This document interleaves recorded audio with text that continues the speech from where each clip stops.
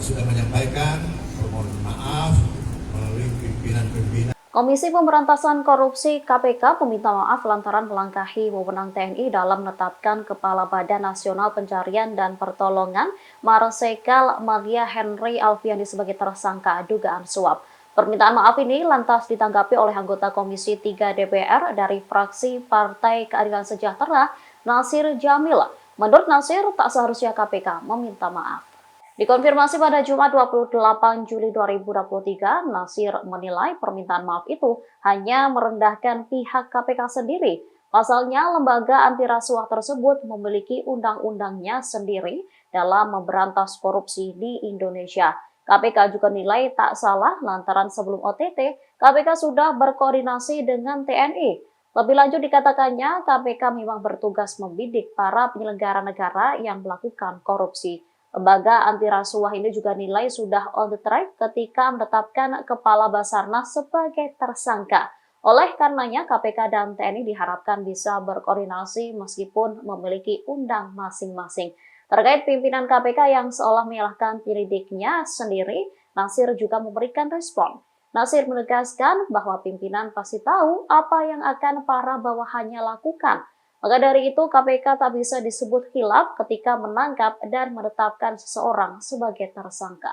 Dan pada hari ini, KPK bersama TNI yang dipimpin oleh para Kapus POM TNI beserta rekan-rekan.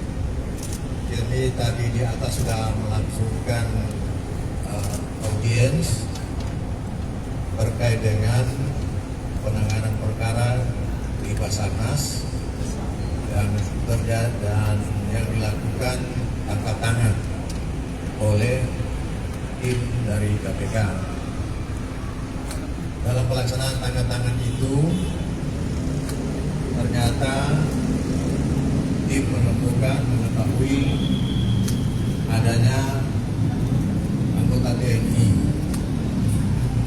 dan kami paham bahwa tim penyelidik kami mungkin ada kehilafan, ada kelupaan bahwasanya manakala ada melibatkan TNI harus diserahkan kepada TNI, bukan kita yang tangani, bukan KPK.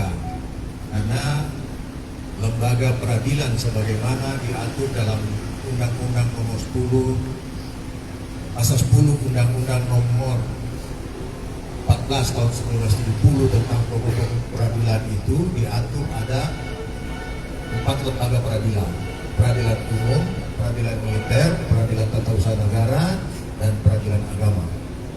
Nah, peradilan militer tentunya khusus anggota militer. Peradilan umum tentunya untuk sipil. Nah, ketika ada melibatkan militer, maka sipil harus menyerahkan kepada militer. Di sini ada kekeliruan kehilafan dari tim kami yang melakukan penangkapan. Oleh karena itu kami dalam rapat tadi sudah menyampaikan kepada teman-teman TNI, kiranya dapat disampaikan kepada Panglima TNI dan jajaran TNI atas kehilafan ini. Kami mohon dapat dimaafkan, dan ke depan kami akan berupaya kerjasama yang baik antara TNI dengan KPK dan aparat penegak hukum yang lain dalam upaya penanganan pemberantasan tindak pidana korupsi. APH, aparat penegak hukum, dalam penanganan perkara tindak pidana korupsi yang saat ini dipahami hanyalah kejaksaan dan kepolisian.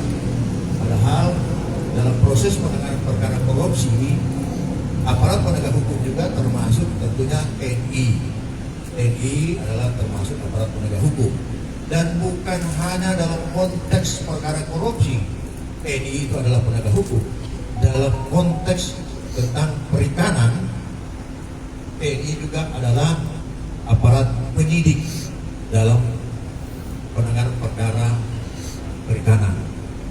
Oleh karena itu, kami dari jajaran lembaga pimpinan KPK beserta jajaran sudah menyampaikan permohonan maaf melalui pimpinan-pimpinan dan hukum dan rekan-rekan untuk disampaikan kepada Panglima.